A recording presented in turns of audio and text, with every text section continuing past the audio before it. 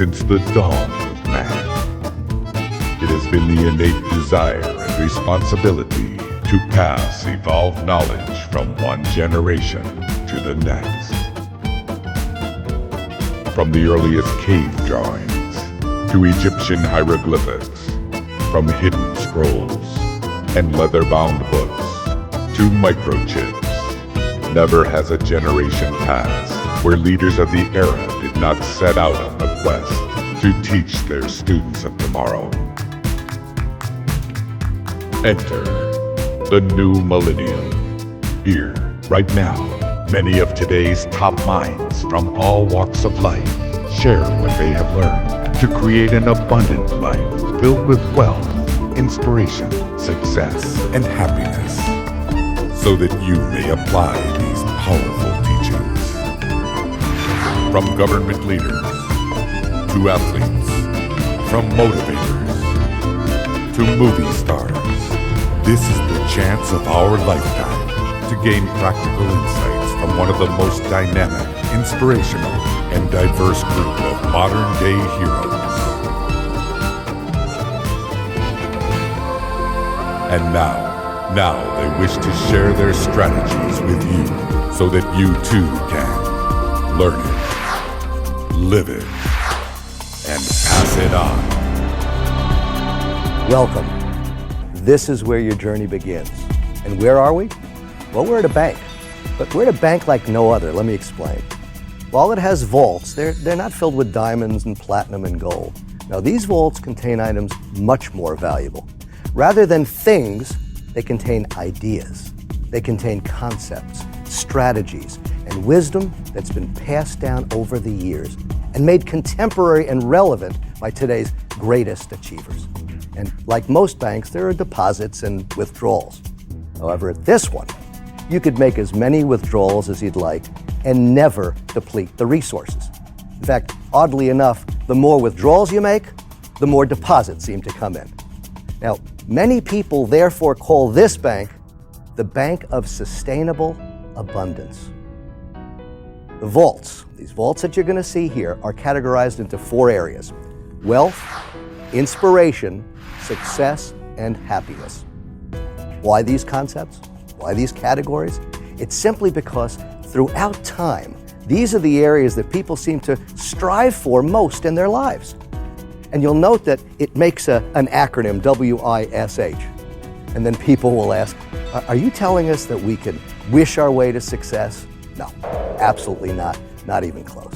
But what we are saying is this, that when you learn these ideas and put them to work, really put them to work, you can live a full life beyond your wildest expectations, and you can truly make your dreams and, yes, your wishes come true. Truth is that if you want these things to come into attraction, you gotta first take action.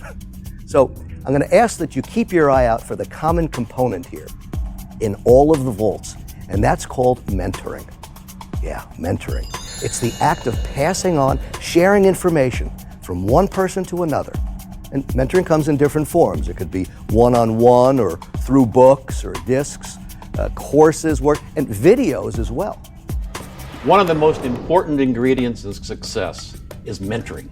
Mentorship is really important to me because of the mentor I had. I played basketball at UCLA. I was on the first 2 NCAA championships there under the legendary coach, John Wooden. John Wooden went on to have that great run where he won 10 championships in 12 years. You got something you want to do in a big way, find somebody who's been highly successful at what you want to do. Sit down with them. Ask them, how did you do what you accomplished? They'll tell you. You follow it, you can make it happen too. If you want something in life, then align with someone who's getting the results that you want. Seek them out, do your homework, call them up, get persistent, change your approach. Do whatever it takes to find an outstanding mentor. If you want to have mega success, you've got to have a mentor. I'm in university and I'm in an audience that just wows me with Buckminster Fuller, and I just saw the guy who took over Einstein stuff. Albert Einstein was Bucky's mentor, Bucky was my mentor, and I saw his radial arcs of his auric energy. That afternoon I went to work for him, spent the next 7 years traveling the world with him. He was the finest mentor there was because he called himself a teacher. That's all he was a teacher. All 180 guys like myself that played for him, we were taught by the finest. The easiest way to become an expert at something is find a mentor. Empower yourself with people that are better than you. Search for leaders, search for eagles, search for the people that you want to have as your mentor. Mentors are everywhere. Find one with a style and a demeanor that you like. And remember, ask great questions and put the answers into action. When one is willing, when one is available to be taught, to be receptive, the teacher appears. My role models, my heroes, my mentors, Lincoln, Booker T. Washington, Patton. He knew what we needed to do, all the fundamentals and all the work it was going to take to get to that point. And that's what a mentor does for you. He gives you the game plan, how to get to where you need to go. And to make this system have integrity, you got to be a mentee to a mentor, and then you got to go on and mentor someone else. That's how easy it is. The greatest satisfaction in life is helping other people and having an influence in their life and passing it on to them so that they carry the torch after you leave this world. In just a moment, I'll press that button, which is going to spin the combination, relax the locks, and open the vaults. There you'll be introduced to your mentors who will share with you on video and in their own words some of their contributions to this bank of wisdom. And when they do, they challenge you to the following. First, learn it. Take this information in. Ideas are going to spring forth like you're drinking from a fire hose. It's going to come fast and furious, and that's what you want. Next, live it. Put these ideas to work and really live a big life. And then, like the mentors you're about to meet, pass it on. Let's enter the first vault, wealth.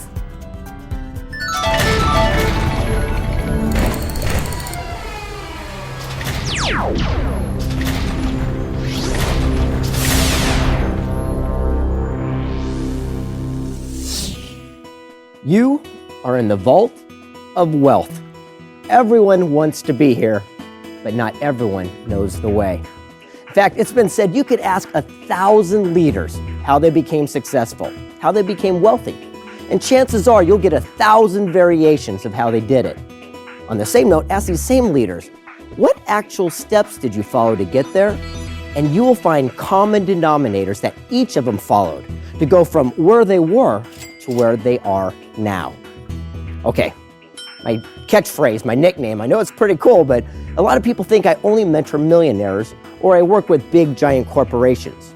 And although that's true and pretty much what I do, I also mentor inner city kids in my hometown of San Diego, California. In fact, I want to share a story with you about a young man I worked with. His name was David. David the Goliath, I called him. 6'4" at only 14 years old. He was a really good kid. His father passed away and he didn't have a positive role model in his life. In fact, he got into a mentorship program because he stole a bicycle and carried a pocket knife to school. A no-no, and he knew better, but he was hanging out with the wrong crowd. So I decided to start working with him, and we built up a bond. It was wonderful. And about 2 months goes by, I could see he started progressing quite well. His homework got better, and he started making a difference around his household. So we ended up strategically over at a department store where we started walking around. And what do you know? We ended up over at the bike section. I said, hey, Dave, do yourself a favor. Go pick out any bike here and you can have it. And he looks at me and says, what are you talking about? I'm just a kid. I got no money. I can't get a bike. I said, great, let's leave then. He goes, no. He goes, what are you talking about? I said, pick out any bike you want here and you could have it. He was lacking the key ingredient for all wealth building: confidence. You have to believe more than anything that what you want can actually be. Your attitude is either the lock on or key to your door of success. It's the way you look at something in advance, because there never was a winner who didn't believe that he or she deserved to win in advance. A high level of confidence is not something that everyone is just born with. I know I wasn't. So, and I need a high level of confidence for the work that I do. How you choose to see yourself is how you'll see life, because there is power in confidence and self-image.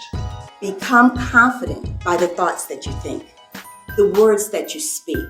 You're going to succeed in direct proportion to your confidence factor toward what you're doing. If you're willing to take the steps necessary to get confident in what you want to do, you can be highly successful yourself.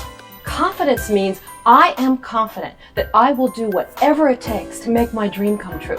If you don't have positive input, where do you expect it to come from? Start saying in every way, every day, I'm doing better and better, happier and happier, healthier and healthier. I'm alive. I'm alert. I feel great. Let's try that right now. I'm alive. I'm alert. I feel great with conviction and feeling. I'm alive. I'm alert. I feel great. Say it over and over. And the more you say it, the more you begin to feel it. The more you begin to feel it, the more you begin to act it. You talk to most people in life, they want to change something outside of them. They want to change their career, their relationship, or they have other challenges in their life. But the real distinction is that when you change, your environment automatically changes. We need to attract. We influence by attracting. It's not what we do to other people, it's what we do to ourselves. We transform ourselves into the type of people other people want to follow. And life is a professional sport, not an amateur sport. Start playing it like a professional and you'll receive the results that professionals get. Don't let someone's opinion of you become your reality. Learn to live beyond the good opinions of others. Live your dream, live your wish, because you can make it happen. Confidence, confidence. What we'll need is confidence. Life is tremendous and it makes good sense when you face each day with confidence. Then once he got that out of the way, I said, go ahead, take out a bike. He said, okay, and he started riding each one up and down the halls like crazy. 30 minutes goes by and he walks over like a game show host and goes, ta-da! I go, what's that? He goes, this is the bike I want. I said, fantastic, then that bike is yours. He goes, I don't get it. How could I possibly get this bike? I says, well, now you have a clear visualization. You touched it, you felt it. That's called a goal. And the easiest way to hit a goal is to give yourself a goal to hit. He goes, well, that makes sense. He goes, but what can I do to actually achieve this? And I said, let me ask you, what can you do? He said, I could walk dogs, I could mow lawns, I could wash windows. And I go, what do you know? It's amazing how we can come up with a great idea once we have a reason why. And what you just created was called a plan. So he took action with that plan. And he created these flyers and he put them all around town. He ended up getting more jobs he could handle. Every time I pick him up, I say, where do you want to go? Movies, arcade? Back to the store. And he paid down on that bike. Wouldn't you know it? Less than 2 months goes by. We're walking out of that store and he's pushing that bike by his side. You've never seen someone with an expression on his face like that before. Smiles from ear to ear. I go, I don't get it. How in the world did you do it that fast? He says, I just implemented what you taught me about duplication. I go, what are you talking about? I know I've given you a lot of lessons, but what do you mean? He says, it was like this. I was getting paid $10 a yard to mow their lawn. He goes, the other kids in the neighborhood started getting jealous. They were sitting on the curb watching me make all the money. I go, yeah, but what did you do? He goes, I hired them for $5 each to do the work for me. The next thing you know, he had an entire crew of people mowing lawns in the neighborhood, and he was just supervising.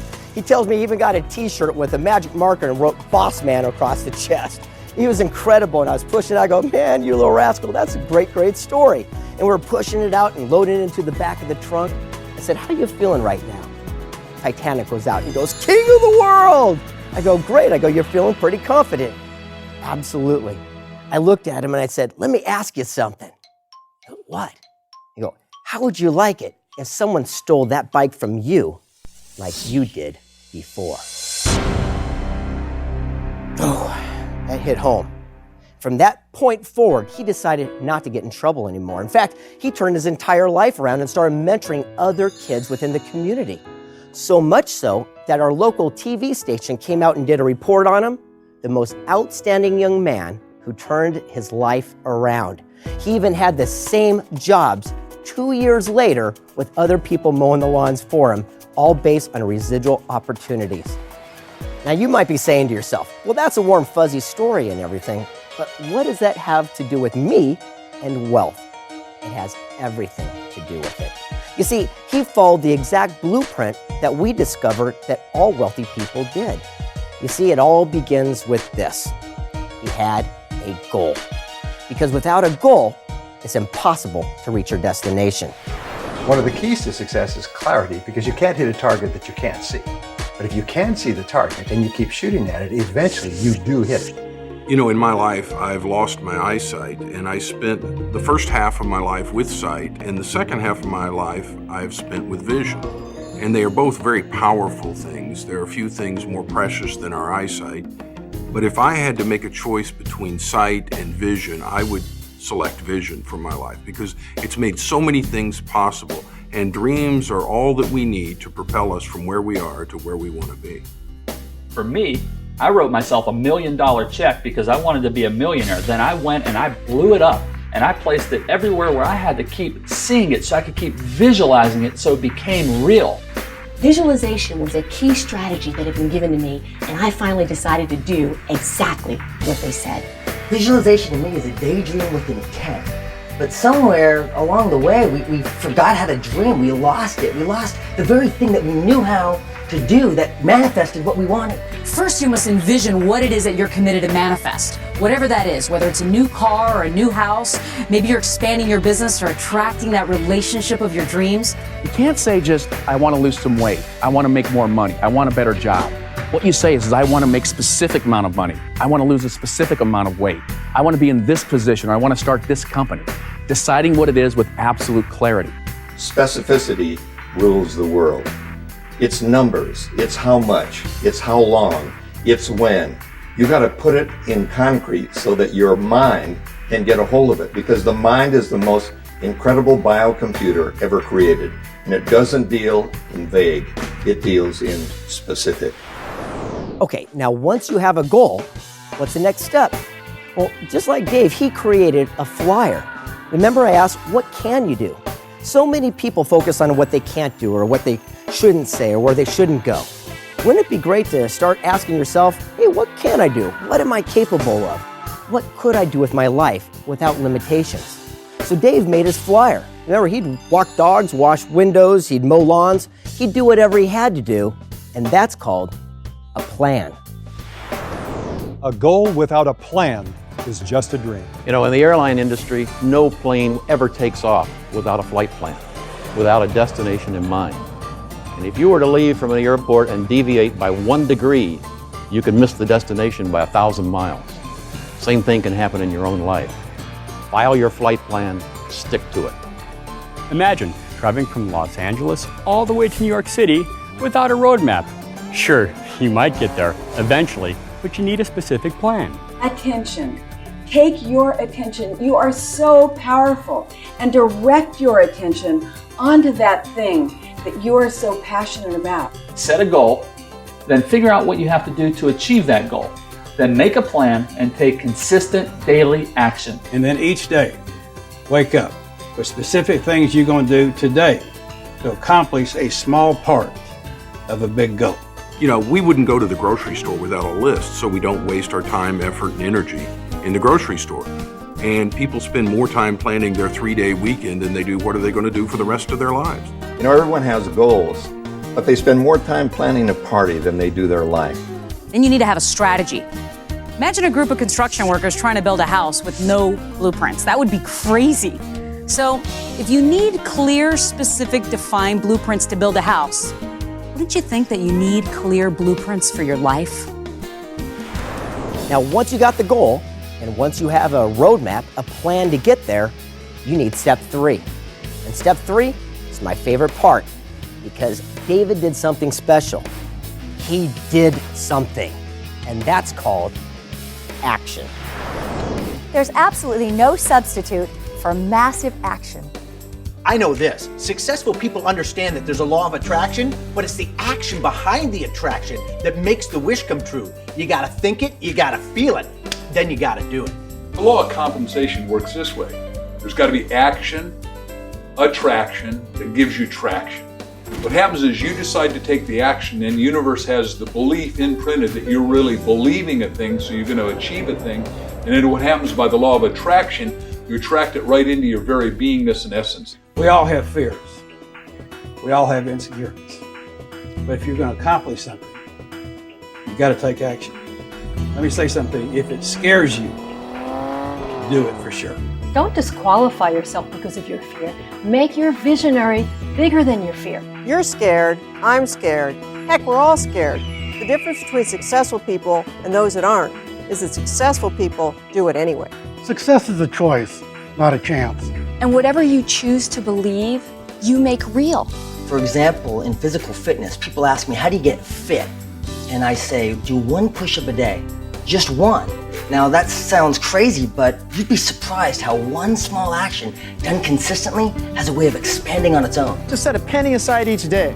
It starts the habit. The habit is the most important thing. And every single one of us knows people who we think might be smarter than we are, but they're not doing as well in life. And what we have found, specifically in helping people build their businesses, is it's the people who take consistent action towards their goal that achieve the most success. It's not the smartest ones, it's the ones who do what they need to do every single day. If we could make you a little bit less smart, it'd be a lot easier for you to just take actions. When someone successful tells you what to do, just do what they tell you to do. Quit thinking about it so much. Get out of your head and get into life. Take some action now. Okay, so now David's got it going. I mean, everything seems to be going his way because he's following through. But how did he get that bike so much faster? He did something. It's very important, and a lot of people miss this key ingredient towards wealth building. See, a lot of people leave their job and they go over to start their own business. They want to become an entrepreneur and they become their own boss. The only problem with that is you still got a boss. Whether it's someone else or it's you, you're still working for somebody. What Dave did was smart.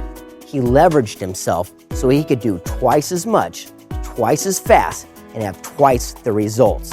It's all about duplication. We only have 24 hours in a day. When we can duplicate ourselves, we can accomplish so many more things with the same amount of time. The power of duplication is you get to get out of the way. Wouldn't you like to have all the income, but you're not part of the picture? You still get paid for doing the things you did because you helped other people become empowered. We didn't want a mega best-selling book. We wanted a mega best-selling book series. Jack and I got together, figured out what we were doing as a system, which means save yourself time, energy, and money. Then we did the system so well, we had other co-authors to help do books. Now we've got 147 books, and we're en route to 220 books very quickly. I was about to give a speech somewhere, and they asked me to talk about my income. And as I was preparing for it, I realized I do not have one single source of income where I'm the only person who makes money. One of the best things you can do to create flow into your life and create wealth is to partner with other people. Then you make money, they make money. And once we started selling, we sold a few to get the momentum going. We sold them from seminars, so we multiplied ourselves instead of 1-on-1, 1-on-10, 1-on-200, 1-on-2,000, 1-on-20,000. And then we got other authors to do that. Then we got to do it on media, and we got to do it in a multiplicity of different ways. So we've now duplicated ourselves, so there's 144 million books. Wealthy people understand the power of duplication. It's working smarter, not harder. 2 years go by. And Channel 10, remember they came out and did a segment on him, the most outstanding kid who turned his life around? He still had those same positions he started years earlier, and he still had the young people working those positions. You know what the best part is? No matter what Dave was doing, he was still getting paid by their efforts, and that's called residual. Residual income to me is like planting a seed once, but eating the fruit for the rest of your life. Why do you want residual income? Because think about it for a second. Wouldn't you like to do something one time and do it right so you can get paid for the rest of your life? Most people go through life doing what they have to do just to make that check every week. That's not what it's about. You want to get multiple streams of residual income, so you have the choice. Kind of interesting, one day I woke up to realize that I was living in a welfare mindset. What's a welfare mindset? Paycheck to paycheck to paycheck. Even though I own my own company, I was president of my own company, I'm like going, I've got to keep doing what I'm doing or I don't get paid. I said that I was going to save 10% of everything that I made, and with every job, I was going to buy myself a really cool present. And then as time goes on, my savings is growing, that 10%. I then took that and invested it and continued to buy myself presents. And now I've got money that goes into savings, goes into my investments, it starts coming back around, and I get really cool presents. You need to have passive income so that you can have freedom to do whatever it is that you love passionately. Simply put, residual income is doing something once and then getting paid for it over and over again. And then I realized that there was another way to live life, and that was the wealth mindset. What's the difference? It's called residual income and leverage of time, energy, effort, people, and money. And what happens is it'll go out as wave propagation and it'll come back to you as sustainable, perpetual, residual income, which is the best kind of income there is. And the final puzzle piece in this vault of wealth comes down to this final principle. I love this. You see, Dave understood something. Sure, he wanted that bike, he wanted that goal, but he surrounded himself with other people and helped them. You see, the other young men and women in the neighborhood, they were mowing the lawns for the $5, and they were working for their goal, their bicycles, their dreams. So at the end of the day, it comes down to this. To get what you want, help others get what they want first. Greg, that was beautiful. That's what it's all about. Could you give us an example of that in real life? Yes, actually, let me tell you a little story about someone that I surround myself with. His name was Jack. He's one of my greatest mentors I've ever had in my life. And I'm sure you know him. Do you know Jack? If you don't, then you don't know Jack. I'm Jack. You see, like a lot of leaders, I started my own business and I was having a tough time. And across the hall, I shared this business park with these people I called the grumpy old men. I wasn't that grumpy. But the leader of this group, he was a special man. I love this guy. And I figured he really was important because he did something that was incredible. He was president of something called the Distinguished Flying Cross Society. That's right. If you ever flew a mission in the war and you did some heroic deed, you got this award of honor. An honor it truly was. And the person who held it all together, his name was Jack. And one day I went across the hall, I said, Jack, I got a question for you. I'm having a tough time in business and I want to see if you could help me. And he looks at me and says, yeah, young man, come back tomorrow at 1 o'clock. I'm going to take you out to lunch and I'm going to teach you how to become a self-made multimillionaire. I go, what? And he goes, come back tomorrow, I'll explain. Fine. I started leaving. You know me. I come back 2 minutes later, I go, Jack, I got to know, what were you, president? He goes, technically, yeah, you could call me president, CEO. But again, people just call me Jack. So we took something that was a small little idea and grew it into something very large. When you come back tomorrow, I'm going to show you how you could do it too. I said, thanks, Jack. I'm really looking forward to it and I appreciate it. So I left the building. I come back 15 minutes later. I go, Jack, I got to know. What were you president? What were you CEO? He was down on the ground fumbling through some papers and he looks up at me and goes, have you ever heard of Velcro? I'm like, wow, I really want to learn from this guy. The next day we go to lunch. But here's the true key element towards a life of sustained abundance. And I said, what is that? He looks at me and he said, mentoring your way to millions. He said, remember that old saying that says, treat people the way that you want to be treated? I go, yeah. He goes, that's a lie. Treat people the way they want to be treated. Treat people the way that they want to be treated. Because everyone's got different goals. Everyone's got different dreams. But if you can help them achieve what they are, you can have anything you want in return. So, wow, that makes a lot of sense to me. So I'm going to go back and implement it today. Every day I'd come into the office, there'd be a line of people waiting to get in. Do you know why? They weren't working for me any longer. They were working for their goal, their dream. And what do you know? Sales doubled, then they tripled. And I end up getting everything that I wanted in return. So the key element to true wealth, to get what you want, help others get what they want first. So now you've worked the principles, you've earned the wealth, and you're sitting pretty.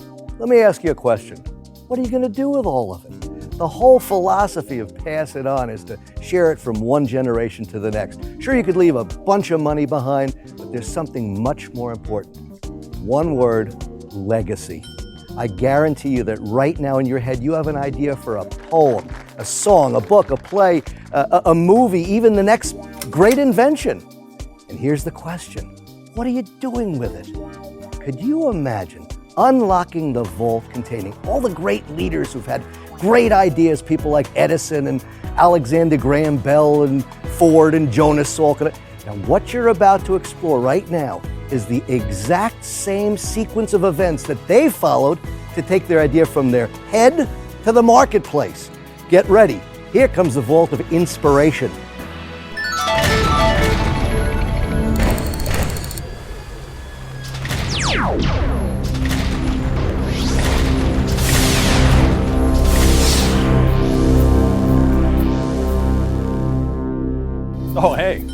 Welcome to my workshop. Question. How many of you have had or known someone who's had $1 million idea? How many of those ideas have produced $1 million? Well, few to none, I'll bet. Because like you, I once thought I had $1 million idea, but I was wrong. What I had was a $75 million idea. I mean, it's pretty cool. It happens. But it only happens when you follow a certain sequence of action steps in order to get this idea out of your head and into the marketplace. The first step in the sequence is catalyst. It's that aha moment. We all have them. The point is recognizing it. It's a step of recognition. When you're driving down the road, you're in the shower, or you wake up in the middle of the night because it hit you like a ton of bricks. I get my ideas just walking along the ocean. My moments come to me when I'm surrounded by the beauty of nature.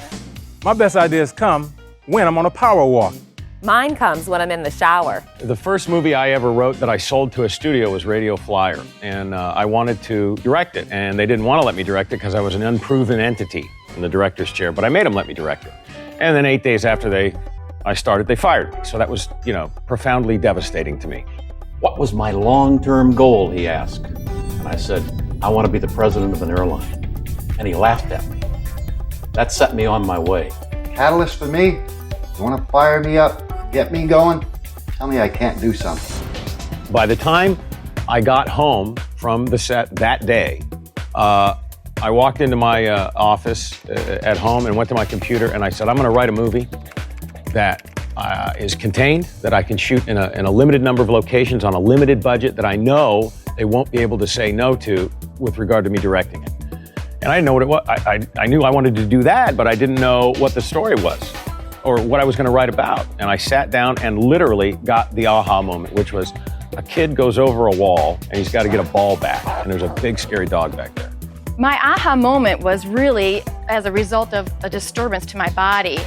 My body became completely disabled, and at that point I thought, what is it that I need to be listening to? My aha of all aha moments was when I went bankrupt. Luckily, I'd sold my way through college. I had one little tape called Are You the Cause or Are You the Effect by the Dean of Speakers, Cabot Robert. I listened to that one thing and I thought, oh my God, I did. I caused myself the bankruptcy. But if I caused it, I can uncause it. I can go up by thinking up. We are the thinker of our own thoughts. One day, laying in bed, my aha moments come to me just before I fall asleep at night. Boom, an idea came into my head. Which story came from my childhood, which was a bad incident where my little brother went over a fence and there was literally a dog over that fence named Hercules. A little movie trivia for you. And it bit him bad on the leg. So I endeavored to make that a heroic story and sort of change the past and write it the way that I wanted it to happen. And that's where The Sandlot came from. Now this is where the fun begins. Concept. This is where you get to create an embodiment of that product, service, or business to fulfill that dream or solve that problem. The law of attraction is a great law. And yes, by being in the right vibration and by using your mind properly, you can attract a lot of things. However, there's some corollary laws that you have to understand. One of which is one of the other great laws, is called the law of time or the law of gestation. And we know, for example, that your ideas, your thoughts are seeds. Just like a carrot seed takes about 70 days to go from seed to a carrot, your thoughts and your ideas take time. And so we've got to be patient and let the law of time or law of gestation work with us as we're using the law of attraction. You have to remember that your mind is an extremely fertile seedbed. Whatever you sow into it, that's the harvest you're eventually going to reap. If you carry hurt, offense, stuff from the past, unforgiveness, resentment, and so forth, you find those are the things that you start attracting into your life. So protect the seedbed, sow some good stuff in there, and you'll get a great harvest. Invest in yourself. The universe knows that you're interested, and it rushes to you with an inspired thought that will change your life. There's an old rule, it says called the 90-10 rule. It says the first 10% of time that you spend being absolutely clear about those things is going to save you 90% of the time in achieving your results. And what do you think people do that have ideas that are successful? They take the time to plan. They take the concept and they ask themselves, what do I need to do from a legal perspective? What do I need to do from a financial perspective? What do I need to do from a sales or a marketing perspective and a management perspective? They do their research to find out whether their idea has got validity and whether that they can sell their idea to people in the marketplace. And then and only then should they take their time and their money and invest it in really fermenting that idea and making something out of it. Now, what better way, well, in fact, what other way to get your product, service, or business to the marketplace, but to effectively communicate that idea? The trick here is to fully immerse yourself in the creation of that concept. And then when you fully own it, then you can give it away because it's yours. The quality of your results and the quality of your life is directly proportionate to the quality of your communication. Not only your communication with other people, but most importantly, your communication with yourself. It's important to communicate with yourself before you can effectively communicate with others. Someone said to me the other day, is it required that you take your children to Walmart to beat them? Some people act like that, don't they? No, I told you, get out of there. You want me to take you out of the parking lot, whoop you? If you don't love your children, how do you expect them to love themselves? Say encouraging, positive things to your children, to your spouse, to your associates, to your friends, your family, yourself. Be careful about how you talk to yourself. I'm happy, I'm healthy, I'm terrific. Instead of, oh boy, that makes me mad. Oh, that upsets me. That makes my back hurt. Let's try it right now. I'm happy, I'm healthy, I'm terrific. Come on, you can do better than that. I'm happy, I'm healthy, I'm terrific. Repeat it over and over, day after day after day until you begin to believe it. Speak that thought. Positive words become positive things. Every word we speak is powerfully charged with positive or negative energy. No neutral ground, positive or negative. We've got to start listening to what language we're speaking because we're either speaking ourselves into positive results or negative results. And again, the choice is up to you. Your commitment to clear communication will show up in every area of your life. Now that we've done all this communicating with ourselves, it's time to get your idea out there and find like-minded people who will buy into your dream. Rapport is power. Rapport is a relationship of total responsiveness with another human being. And when you can get to that level, when you can have two-way dialogue and two-way communication, that's when magic happens. I find that the best thing that happens on a set working with anyone is when we listen to each other and we really take each other in. That I recognize that you're there and I'm here and we're two beings who are creating something together and we're listening and we're cooperating. You ever had this situation happen where maybe you thought of somebody and you haven't talked to that person for months or even years and suddenly that person calls you out of the blue? Or in today's world, maybe you're emailing somebody or you're texting somebody and before you can hit send on that text, suddenly you receive a text from that same person. That's when you have the essence of rapport. You're in direct relation. You're able to send that vibration out to them and for them to reciprocate it back to you. Commitment. This is where the business begins because this is your due diligence. This shows your determination so that when you go to others to help fulfill your dream, they know you're on track and they're willing to put all their efforts behind it. Commitment. You have to stick with it. All right, no matter how many walls you keep bumping into, remember one thing. One day you will find that door. Go on through it. Everybody in life has goals and dreams, but only a few people actually pursue them. And the critical skill for success is self-discipline. If you're truly committed to what you want, then you have the ability to force yourself, to make yourself do what you should do, when you should do it, whether you feel like it or not. And if you can do that, you can conquer the world. If you're 100% committed to what you're doing, you can win. You can succeed. You can overcome any obstacle. If you're 99% committed, it's just a matter of time before you fail. You've got to commit. When it comes to commitment, it comes down to this. When it comes to success, you always pay full price and you always pay in advance. Those first 24 to 36 months are everything in building your business. If you're not going to commit the 24 to 36 months, then don't start. You're better off not to start at all. But if you're going to do it every day like it counts. When I was younger, people told me, you're not going to be a worldwide executive, you're not going to fly around the world, and you're not going to do this. Can't never kid. Guess what? I kept going. I kept fighting. I hit a lot of humps in the road, but I kept going and going and going. And then I flew home and showed them my jet. It was fun. Sometimes when people see successful people, they think, oh, they've always had that. But let me tell you about my career. There were points in my career where I was saying to myself, just give it one more week, just one more week. You might even be in a place where you're saying, just one more day, make one more sales call, do one more thing. If you keep at it and you show tenacity and persistence, you will become successful. You have to have a no matter what attitude, that if times get tough, so be it. If it's hard, then do it hard. And if you have that kind of no matter what, no excuse is acceptable attitude, that will empower you to snatch victory from the jaws of defeat. I love that. But you know what else I love? I love capital. Yeah, I love financial capital. But whenever I've chased money, and this may be real to you, I've never been able to find it. Closing a deal, money flows. So the idea is to look at capital as money, of course, but you got to look at the other side of it, human capital. Look at the influence and leverage of other people you know. Utilize those resources and everybody wins, because no great thing ever manifested as a result of any one person.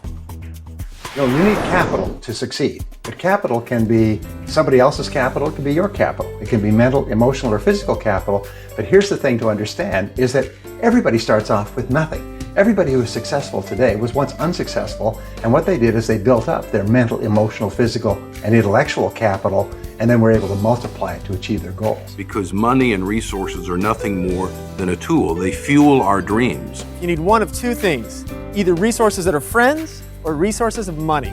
You are human capital. You're an opportunity waiting to happen. Your potential never depreciates. Use those talents to produce that human capital, because you're worth something. You see, we're paid in direct proportion to the amount of lives we impact and our ability to be replaced. So every day, invest in yourself and learn more about the people around you so that you can all win at the game of life. I represent 70 tribal sovereign nations. We collectively are a $6 billion industry. We employ over 52,000 people. When I made the movie Rudy, I didn't have the money or the capital, but other people did. So I built relationships to get there. We are actually reinvesting within our own communities and with each other. We're loaning each other money. We're consulting with each other. We're building diverse economies. The more human capital you provide others, the more others are willing to provide and invest back in you. You ever notice sometimes you pick up a phone and you make a cold call and you say, hi, here's who I am, and they say, don't have time for you? But if you call somebody and say, hi, your friend Joe told me to call you, then they say, sure, let's take all the time we want. What you're able to do is borrow a reputation. You're able to have somebody else open a door for you. That's human relationship capital. Always look for ways to add value to the lives and work of other people, and you'll always end up retaining a part of that value. Hey, you ever try to throw a party alone, celebrate something alone? Not a lot of fun. It's that cooperation that's missing. It's that community feeling. Well, sure, I tinker in my shop alone, and I've got great statistics for product placement, but none of it happens in a vacuum. You've got to create this cooperative effort in order to make your vision a reality. Do you realize there's power in cooperation? Let me share something with you. One goose can fly 75% further in formation with other geese than they can ever fly by themselves. Find somebody that you can work with and make things happen. Andrew Carnegie taught me a long time ago to surround yourself with people who can do all the things you can't do and hire people that are better than you. Every one of us is gifted with things that we love to do, and we find other things really difficult, but other people may find those things easy. So again, hire people who play at things you have to work at, and you will achieve magical success in your business and your life. Having a good candidate is important, but more important than having a good candidate is to have a good speechwriter, to have a good planner, to have a good director, to have people who know how to put the whole program together to give you a successful outcome on election day. In life, in business, one of the greatest lessons that you can learn is to look at those around you, find out what their strengths and assets are, and leverage those. And everyone has a different talent. You have a talent, I have a talent, but when we work together, 1 + 1 = 11, not 2. Synergy is the ability to take the sum of the parts and put them together and make a team that is unbeatable. Teamwork is essential in all elements, and it doesn't necessarily mean it has to be a team of people. It could be a team of resources. It could be a team of anything that supports your primary purpose. When I was the CEO of Southwest Airlines, we focused on 3 major areas. Vision, what business are you really in, and then develop a culture to support it. And the key component was higher attitudes, teach them the skills. Higher attitudes, teach them the skills. If you work with people, If you can find people that you can cooperate with, that creates a synergy, and that synergy creates momentum. And people who learn how to cooperate are willing to do the things today others won't do in order to have the things tomorrow others won't have. Thank you for that sequence. You know, Scott, I'm known for reminding people that they're either green and growing or ripe and rotting, and they're never standing still. Well, our guests here today, they're here because they're committed to growing themselves and adding to their value. Could you help them out by sharing another example of the sequence in action? Sure, Dave. Let me tell you a story about a friend of mine, Stephen E. He created the book series, Wake Up, Live the Life You Love. It all started one morning when the strangest thing happened. He woke to a voice, and the voice said, "Write a book." Well, understandably, he was excited and inspired. And he couldn't get back to sleep, so he got up and called everyone he knew and asked if they would help with his vision. Well, a few weeks went by. He threw a party, had all his friends come over and contribute a story to help get his book written. Well, after a few months, what do you know? He published his book. Well, at least now you see he had something to present to the marketplace. He went out to the local bookstores and asked if they would carry his book. Well, I remember it. Like it was yesterday, he was devastated. They turned him down flat. As he tells me, he was turned down hundreds of times. Well, he didn't give up. See, he believed in his dream. He woke up, kept showing up and following up. Well, it was a good thing he did, because see, that was a couple of years ago.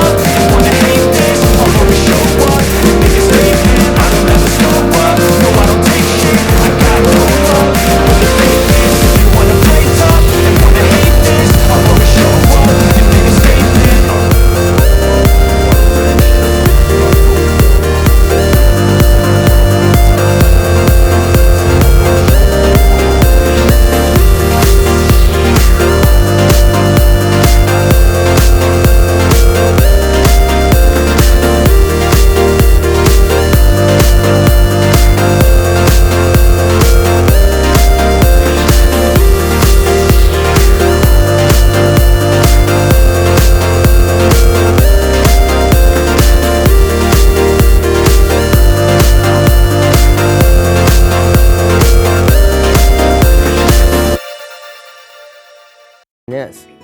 We've come up with a very simple idea, an equation of sorts, that might just help you find what your purpose is. It works like this. P plus T times A squared is success. Now, okay, this isn't a fancy math test or anything like that. It's just an equation that, when actually applied by action, you too can help separate yourself from the 95% who just dream of success to that top 5% who actually achieve it. It works like this. Say you love stuffed animals. They're all over the house. In fact, it drives people nuts every time they come over. And your talent happens to be pretty good on the computer.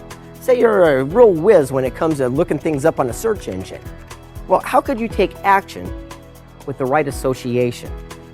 I'm no rocket scientist, but you can open up an eBay store and start selling stuffed animals right online. Because you're combining your passion with your talent, you're taking action with the right association. And that's what the success equation is all about. The first element is the P, and that stands for passion. If you love what you're doing and you believe in it and you can bring your people along with you, passion will aim you toward the goal you're seeking. Passion is the difference between being in something and that something being in you. We all want to live passionately, and that's how we begin to get to that next level of success that's waiting on us to get there. I pinch myself every day. I really do. Here, I'll do it right now. Okay. I pinch myself every day about my life. I get paid to talk to so many people every day about the things that matter to me. I mean, I would do that if I didn't get paid and nobody listened. So the thing that makes me keep going, the thing that keeps reminding me why I'm doing it is A, the absolute love I have for what I do. What I do, in my view, is so fun, and I have so much passion for it. I also have a very strong sense of purpose. Is what we're doing, is what we're trading our life for worth it? Nobody has a stopwatch saying my life starts now and ends now. So we've got to make sure that every single day, every single moment, we trade our lives for something that we're passionate about, something we love to do, and something that can contribute to the lives of others, because that's when we feel our absolute best. You know, the most important thing you can ever do is be like a scientist. They don't work a day. They go to play, to experiment, to understand, to learn. The same thing with an artist or a singer or a golfer. You're doing something that you're so passionate about, you don't worry about the money. Because you do it well and you do it to serve other people, they pay you for it because you deliver more than you promise. When you are passionate about something, that means that you truly want that thing to manifest. Because whatever you decide to do, there are other people out there who are going after it too. And it's going to be challenging. It's going to be hard. There's going to be difficulties. There's going to be setbacks. And having that passion and being willing to fail at doing something that you love to do, that is going to make you unstoppable. Do it big, do it right, do it first class. Live your life with passion. Because it's that passion that'll get you up in the morning. It's that passion that'll get you going when the going gets tough. It's that passion that'll help you do the things the competition's not willing to do. All my role models had passion. For example, General Patton. What a man of passion. When he talked about success, he said success is not reaching the top. Success is not being a winner. Success is how do you bounce when you hit the bottom.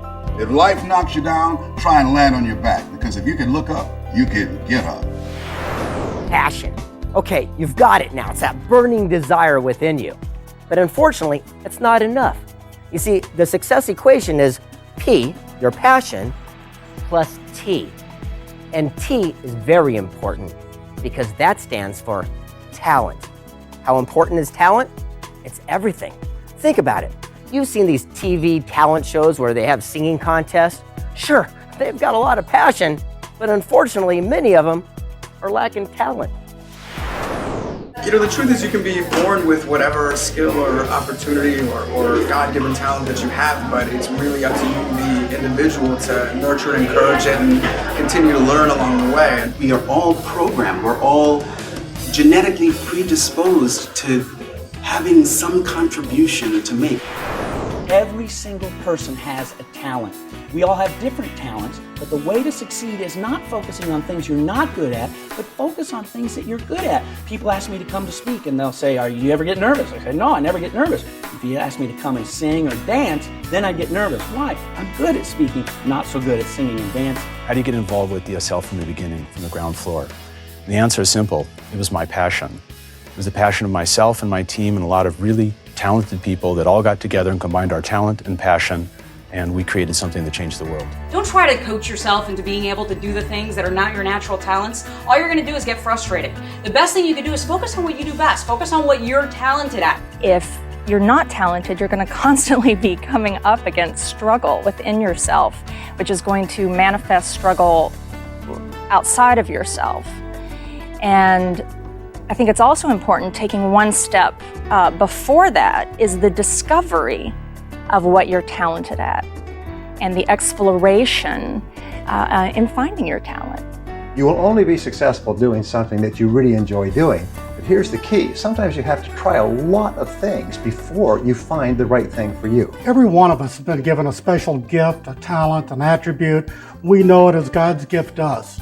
It is our obligation to use that to our fullest. Talent and finding talent come to something that you love. As a kid, I loved bodybuilding. I loved strength. I was always fascinated with power. There's some things within all of us that occur for us naturally. We have some talents, we have some gifts, we have some capacities. The idea is cultivate what comes natural, what you're passionate about. And then you'll discover that as you cultivate those talents that are what we say God-given, you'll be able to cultivate others because you now have the confidence that you can do anything. You know, it's funny. I had the opportunity to be part of the 1 Minute Manager book series. I didn't take it because I didn't take stock in myself, my talents, and my ability. And as I developed those over the next 20 years, I was fortunate enough to get presented another opportunity, and I knew my talents, I knew my abilities, and I was able to contribute to that project to such an extent that I, my co-authors, and that book became one of the best-selling books of all time. Knowing what our talent is important. Finding our talent is what are you great at? What do you love doing? What comes easy? What's effortless? And just to clarify what effortless means, it's not sitting on a couch and not doing anything. What effortless really means is taking action just without that mental distraction. Don't look for your talent. Do what you do with all your heart, and your talent finds you. Okay, you combined your passion with your talent. Excellent, good for you, and you're halfway there. Now the second part of the success equation is A squared. The first A stands for one simple word, and you've heard it throughout every vault we've opened. And that word is action. When you want to create something new in your life, know there are specific actions for success. I believe in the law of attraction. What you throw out comes back. But the law of attraction doesn't work unless you take action every day. I believe everyone has a resource called passion that they can tap into. Then you enlist your talent. But after you've done that, you got to take action. You cannot fall asleep at the switch in this life. You want to achieve something, being a pilot, being a world-class swimmer, being an officer, or being a politician, just do it. Take action. If you're not where you want to be in your life today, take action in the direction of your dreams. You have to start somewhere. Don't just sit and wait for something to happen. It's already happened. It's waiting for you to take the step. You can't sit around and wait for things to happen. You gotta be proactive. Go make them happen. The universe will line up with whatever you want to do once you get off the couch and move forward. Just take one step. When you take a step, the next step will reveal itself. Take some kind of action. Even if that action is symbolic, do something that lets the universe know that you're serious about manifesting and turning this inspiration into right action. Ralph Waldo Emerson says, every act is its own reward. You take the action, what I'm saying is you get paid down the line. When I started my speaking business, I knocked on 10 doors and one said yes. Then I got good and I got 2 out of 10, then 3 out of 10. Pretty soon you get 10 out of 10, and the danger is you stop taking the action. You don't knock on any more doors because you say, I'm so cool, I don't need to do it. You got to keep taking the action to keep getting the result. But by and large, I don't know anybody for whom this level of success came without unbelievable effort. Here's the bottom line. If you want something, you want to be a success, you got to be willing to pay the price. Pay the price of discipline or pay the price of regret. In other words, most of us know a lot more than what we live. You already know everything you need to know to be successful. You just got to put the remote control down, scoot the bag of chips away, get off the couch, and do something. Now that you've taken action, what's the final A in the success equation? Well, that's association. You see, just like our Beanie Baby fan, they found their passion and their talent. They took action with the right association, eBay. Because remember this, you are a direct reflection of the 5 people you surround yourself with the most, and your income will be the average of those 5 people. Successful people learn the power of association. If you'll associate with people who are even more successful than yourself, it will enhance everything you do. I think the right connections are very important, but those of us who came up without the right connections can take a lot of hope from the fact that we create our own connections. So you can go meet anybody you want to meet, and the most successful people I find to be the most available. You're known by the friends you keep. What kind of people do you associate with? What kind of thoughts do you put into your mind? If you hang around the people who are always filled with anxiety and frustration, that's what you'll experience. If you hang around winners, people who are happy and enthusiastic, happiness and enthusiasm are contagious. You'll catch them, and you will show that in the way you conduct yourself in life. Who are you hanging around with? You want to hang around people you have respect for, not people you have influence over. I can tell an individual where they're going by who they're hanging out with. Whenever you choose a friend, you're basically biting a chunk of your own destiny. So the idea is, if you begin to know where you're going, look around and begin to associate with people who are walking in that direction. Most important that you do surround yourself with the best, because that way you get the best people and the best result. I'd rather be a member of an all-star team than be a solo star. If you're doing something by yourself, you ain't doing nothing, honey. You have to have a team. But it's not a me thing, it's a we thing. Pass it on and share it with everybody. One last word on association. What's the use of having all these great people together if you don't put it to work? We suggest a mastermind group. What's that? Well, that's when you get 5 like-minded people together and you compare thoughts, ideas, strengths, and goals. You know what they call it when you get 5 people together that think negative thoughts? We call that a landmine group. You are the same today you'll be in 5 years to get what you think. The people you meet and the books you read. Hang around thinkers, you'll be a better thinker. Hang around workers, you'll be a better worker. Hang around givers, you'll be a better giver. Hang around a bunch of thumb-sucking, complaining, griping boneheads, and you will be a better thumb-sucking, complaining, griping bonehead. In other words, your income in the next 5 years will be the average of your 5 closest friends. Do this. Grab a pen and a paper. Write down your 5 closest friends. Write down what you think they make. Total it up and average it out. You may find, like I did, I needed some new friends. If we're in a situation where we've just learned something, we've been to a class, we've just accelerated, we've just brought something new into our life, we take it back to the people that we're with. What can happen is they may try to pull you back. You may take new action, have new strategies, they may try to pull you back. Not because they don't love you, because they don't want to lose you. Find the 5 most successful people you know, call them up, ask them to spend some time together. Make that call. The reason most people fail is they don't make that call. If you want true success, surround yourself with champions. Every day it'll make a difference by spending the time with the people that know where you want to go, and if they care, you'll know. You weren't born knowing everything. If you want to get there fast, use a mastermind. Successful people think big. They're always focusing on the what if, how are we going to make it happen? They're focusing on the dream. When you surround yourself with successful people, you'll start thinking big. And then, the sky's the limit. One simple reason, and there are many, but one simple one, happy people attract people into their lives. Unhappy people do not. Exponentially increase your thoughts and your energy. That's the power of a mastermind group. When you want to grow, when you want to develop, when you want more, the key is to get around the people that are doing the things that you want to do. You want to be in shape, you got to be around the people that are working out, that are in shape. You want to make more money, go with people that are making more money. Go with people that are getting the outcome that you want.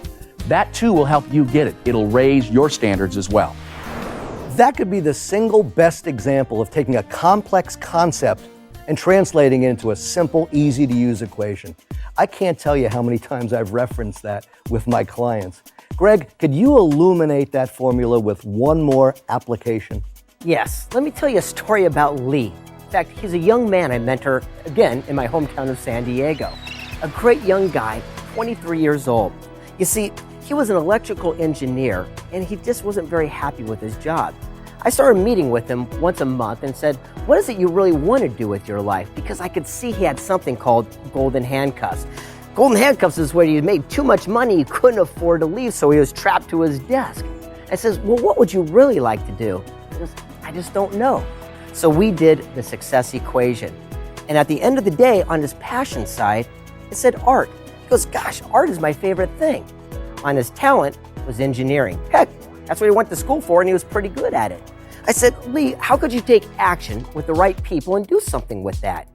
He says, well, I created something called a tranquil.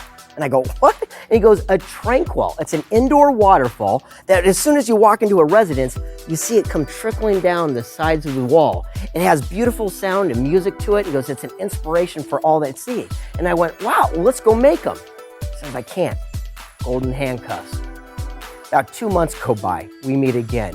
I remember the look on his face as he sat down. I said, what's wrong? And he goes, I got laid off. I looked at him, I said, excellent, this is great. Dude, don't you understand? This could be your ticket to freedom. What are you talking about? Well, this is the whole thing we're talking before, about the success equation. Combining your passion with your talent, taking action. I mean, this right here, that could be your ticket to freedom. And he said, okay, I'll give it a shot. 6 months. Don't you know it? 3 months goes by. And ABC gets a hold of him. You know that show Extreme Home Makeover where they tear down a house and they remodel it? Well, they feature his tranquils throughout the episodes. In fact, 4 of the best of episodes, as a matter of fact. And now he puts them all around the restaurants and homes in our neighborhood. The guy's making an incredible income because he did just that. He applied his passion with his talent. He took action with the right association. And that is the success equation. So here we are.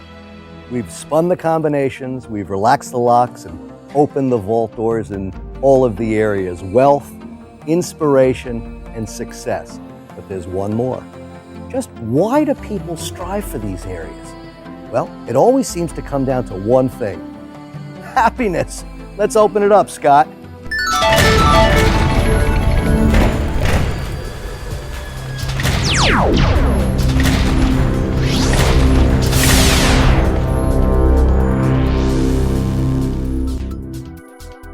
Welcome to the Vault of Happiness. Now, the big question seems to be, is there really a roadmap or a blueprint to living a happy, fulfilled life? Well, fortunately, the answer is yes. It all starts with gratitude. Unfortunately, we seem to get caught up in the one size. Oh, I'll be grateful and live a grateful life once I get a new job, once I find a new relationship, once I get a raise. But the truth is, once we're grateful not just for what we have in our lives, but who we have in our lives, the journey begins. The best place to start is from a state of gratitude. By being grateful for things you have in your life, you're able to now enhance that and attract more things to be grateful for. One of the keys to success is to have an attitude of gratitude, is to be constantly thinking about the things that you're grateful for. Because when you think about the things you're grateful for, first of all, you're a happy person. The reality is that gratitude has power in it, because as you have a grateful heart, you draw more of the same to yourself. Gratitude is the antithesis of envy. If we are expressing envy in any way, shape, or form, we are automatically putting repulsive vibrations out there into the universe. But the moment we are grateful for what we have and can bless others that have what we're looking for, we create an instant magnetism in the universe and attract those possibilities to us. Most of the time when we think about being grateful, we think about just being grateful in our own mind. One of the things that will unlock success for you is to be grateful to other people. When somebody does something for you, when somebody gives benefit into your life, go to them and tell them how grateful you are for them. That creates an emotional bond that will connect you and help you achieve success. That if every day you'll stop and think about 10 things you're thankful for, Before you even get out of bed or when you're doing your morning routine, just think of 10 things you're thankful for. I'm thankful the weather's nice, the car started, whatever it may be that you're thankful for. I like to say that the enlightened give thanks for what most people take for granted. So if you look around your life and just are grateful for really small things, that attitude will become large, and you'll discover in that field more things to be grateful for will begin to pour forth in your life.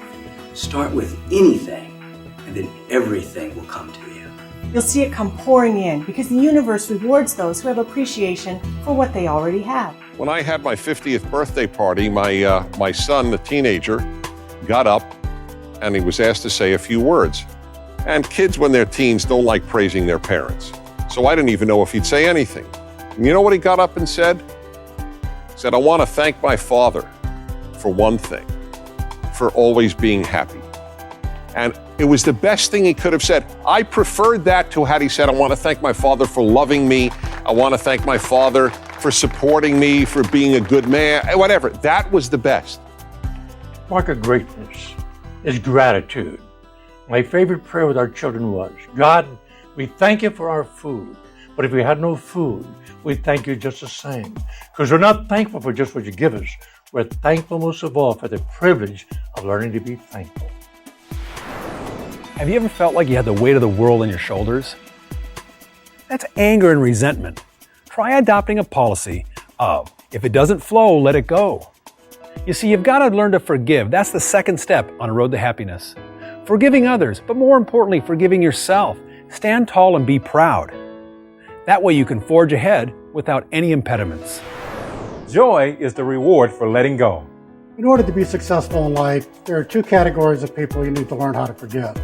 One are all those people who have abused you or weren't there when you needed them. And the second one is yourself. But it's time for all of us to meet the true thinker. The beautiful, powerful, talented, healthy, abundant, unlimited you. And not to get trapped into the thoughts that you think of who you are. When you forgive yourself, you unlock the door to your true self where all your dimensions of creativity are. When you feel blocked, it's often because you've turned your disappointments inward. Choose to forgive yourself and unlock the door. You've got to be willing to let the past go. Have you ever tried carrying 10 little boys on your back because you try to have success for them? What happens is you fail with them. You see, you can't get where you're going if you're always focused on where you've been. When you forgive others, you just put the past behind you and work towards the future. Here's one of the facts of life. People are going to wrong you. And here's one of the things I know. When other people make mistakes, we want justice. When we make mistakes, we want mercy. One of the things that'll change your life is when other people make mistakes, extend to them the mercy that you want. Forgive them. It'll open up a whole new world for you. You have to look for the good in every situation. That's what I have found. I have found that athletes only get better with struggle. People only get better with struggle. A fighter only gets to become a better fighter when his opponent is just as good or even better than him. So look for the good in every situation. Forgive it from that aspect that this was something that's healthy for me, something I'm going to learn from. I won't let it happen again, and it makes you a better person. When it comes to forgiveness, don't walk through life carrying around a cancerous poison in your life. Forgive, and that's the first thing that you'll experience from other people. Happiness begins with forgiveness. Forgiveness of self and forgiveness of others. Happiness will elude you if you have bitterness or resentment. You see, bitterness and resentment is like you drinking poison and expecting the other people to die. I had a breakthrough recently. You know, it's been said that when you forgive, you forget. Then I heard something. No, forgiving is not forgetting. Forgiving is remembering without getting angry. Whoa, that's a major breakthrough for me. Next step in a truly fulfilled life, service. Being great is to give service, to give to others. It's all about helping others. Think of it. When do you most want to give things to others? When you're happy. Perhaps serving others is the mark of a truly successful person. If you're not spending your life on something that will outlast you, you are wasting your time. You should be spending your life serving other people, especially the next generation. We all make a difference, but we don't make a difference by winning gold medals or blue ribbons or making a lot of money buying a bunch of cars. We make a difference by getting up every day and doing our best. We make a difference by being creative and flexible and seeing the good in people. Talent and money are no good unless they're employed in the service of others. I've always believed that I can't hang on to my talent. I've got to use my talent to serve. When I give you what I have and it benefits your life, then I'm serving a purpose beyond myself. Service is the means for anyone to achieve love and happiness. So you have to go out and you have to give in order to be able to really truly feel as if there's meaning in your life, to really feel that unification with all. People will do more for someone else than they will for themselves. Look at our public servants, look at firefighters, policemen, mothers, people who are willing to lay down their lives for someone else. Live a life of service and shamelessly give it away. And the great thing about serving other people is that when you give to other people, you give to yourself. And I remember when I was younger, I thought tithing was only giving away money. And then as I got older, tithing is giving away a smile. Tithing is giving away energy. Tithing is helping another person. When something good happens in your life, that's the time you feel most desirous of being unselfish. What we want to do is learn how to become a philanthropist on every sense of the word. So what I'm talking about is being able to give a shoulder for someone to cry on, or giving a compliment to somebody who's doing a great job. It can be time, money, giving a helping hand, or simply being a great listener. In serving another, one can grow to be so sensitive that they meet another's need even before that individual asks for it. That's real giving. A lot of people think when I'm more successful, then I'll give more. When I have more time, more money, more talent, more influence, I'll give it away.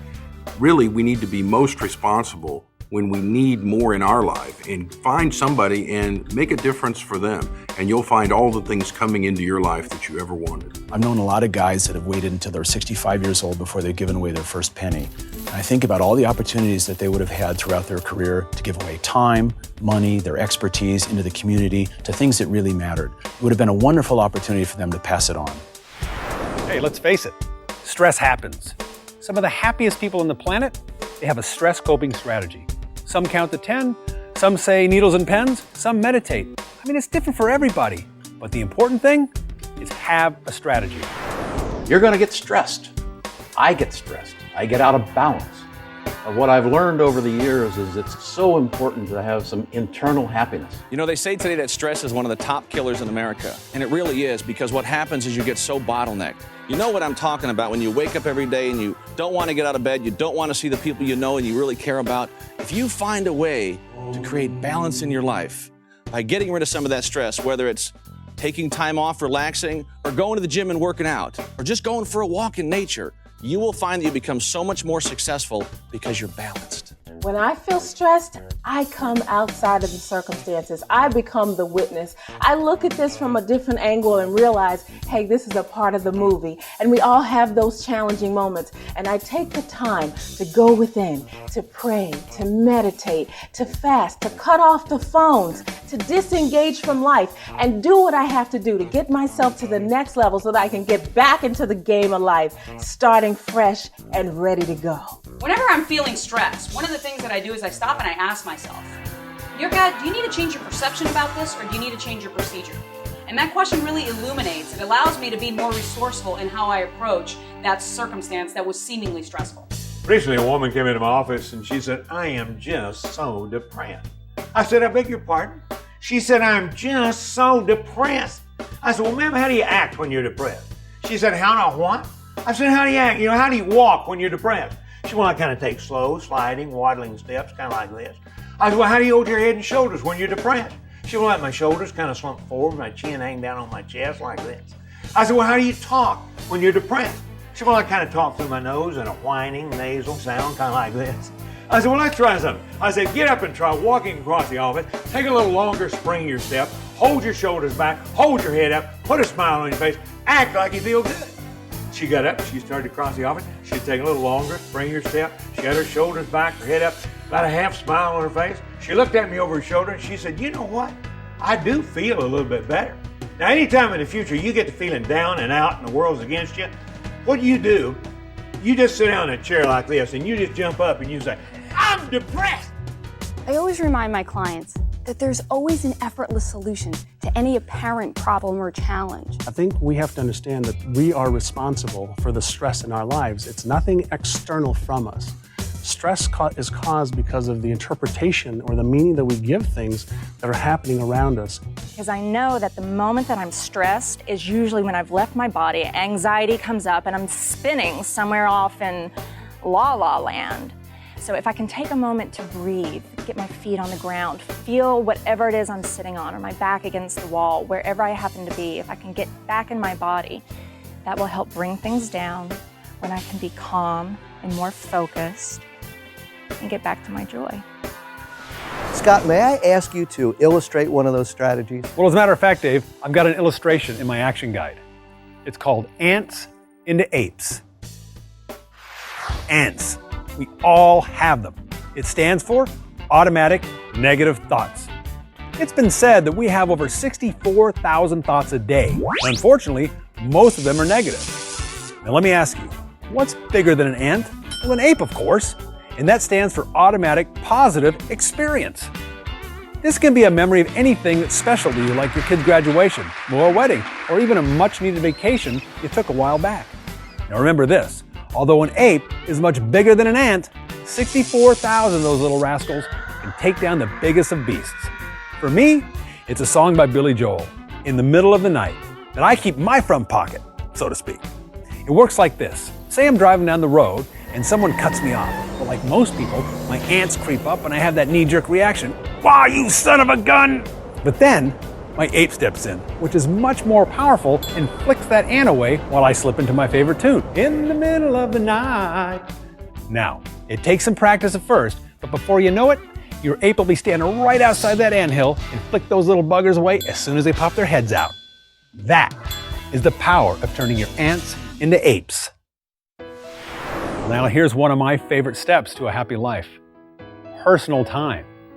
For me, I take long drives. Not in traffic though. No, I take long drives on long stretches of open highway. So that way I can clear my mind and think good thoughts.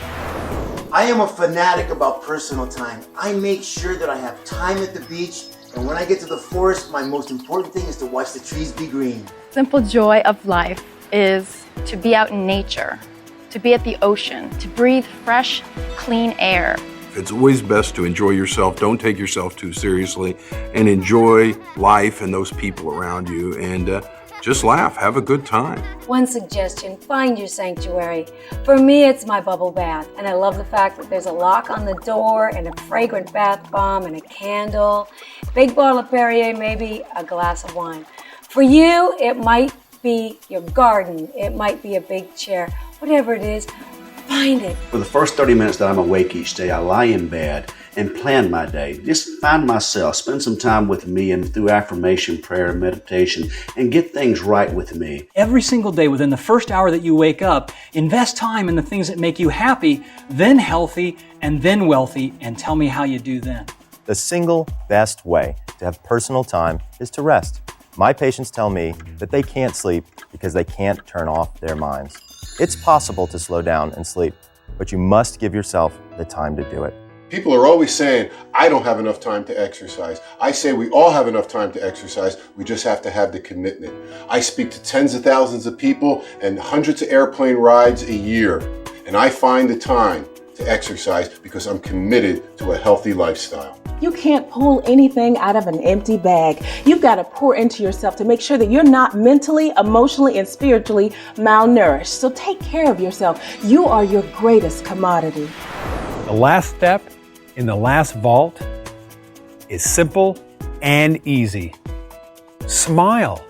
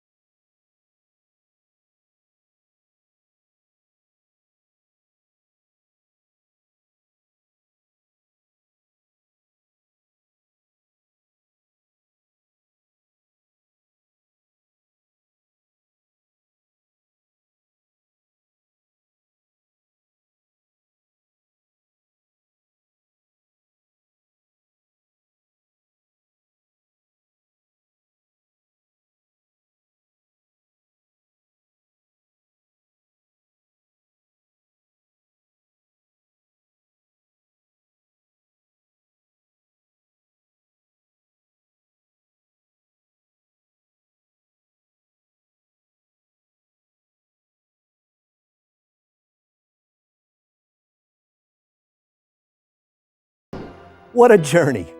Let me cut to the chase because this isn't the end of the journey, not by a long shot. This is where it truly begins. And one sure way to maximize your effectiveness is to do the following. First, take a good, solid, realistic look at where you're at today. Look in the areas of wealth, inspiration, success, and happiness. And get real honest with yourself. What's your starting point on these areas of a scale of 1 to 10? Say 1 is lousy and 10 is mastery. Where are you starting? Then accentuate the positive.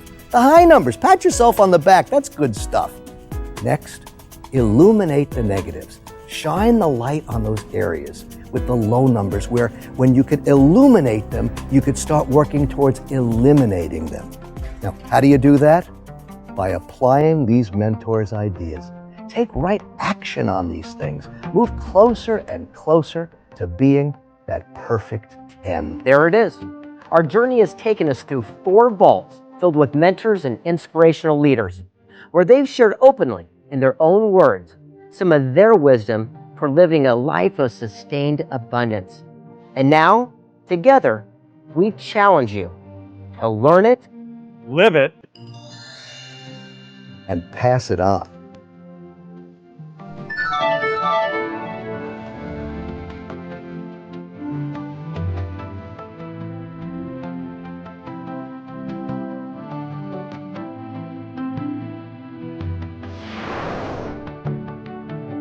This is the life we're all destined for. Step into it. Let it happen. You don't have to be great to get started, but you have to get started to be great. Find your magnificent obsession and take it all the way to the end of the road. The greatest thrill in life is to take your success and your happiness and pass it on.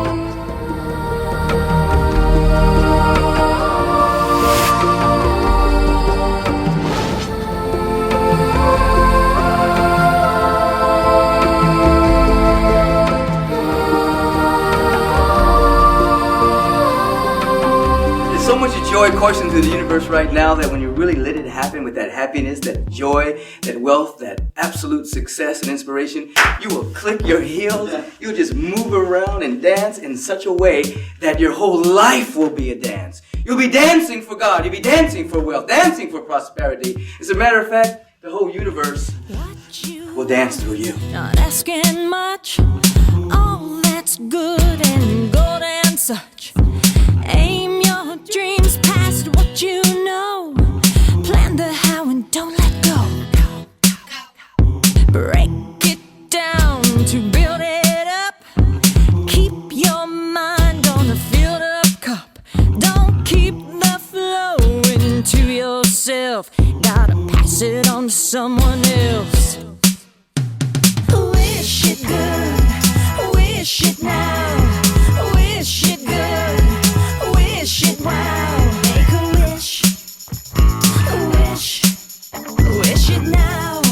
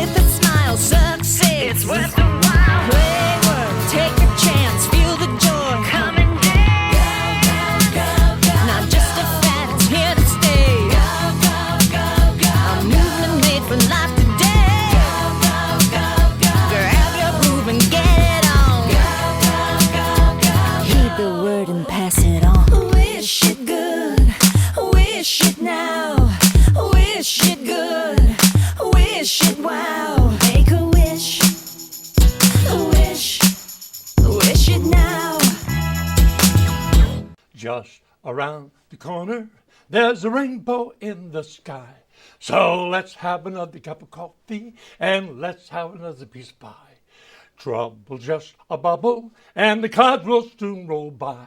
So let's have another cup of coffee and let's have another piece of pie.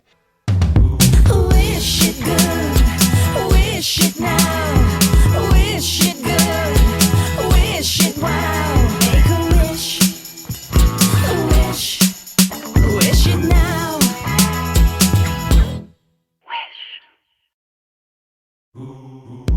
Get on your mark, get ready to go. I'll tell you about a business for all generations, why we're here for all the celebration. Easy to explain about it. Selling health and freedom, don't have to shout it. Put a winner on your left, winner on your right. Show them how to do it, call them every night. First you got to find them to get behind them. It ain't funny, you want to make some money. What you want to do is get rich doing good, making people healthy, doing things they should. Don't deny the good life's what you want to score. It's not about the money, but I'm tired of being poor. If I live to be 100 just like Bob Hope, I want to be rich. I ain't no dope. So get back to the store and stock up on the tools so you can tell the story, not look like a fool. Remember what I told you and put it in your pitch. The stuff will make you healthy, but you'll also get rich.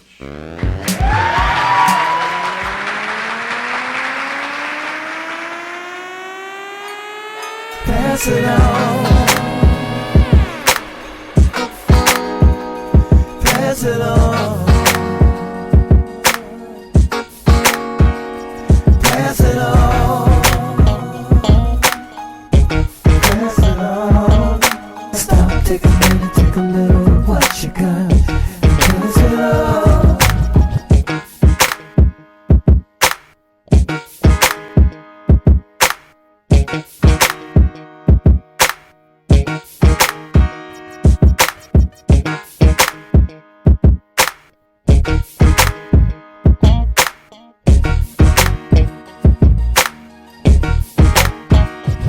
Pass it on. Pass it on. Pass it on. Pass it on. Stop, take a minute, take a little of what you got.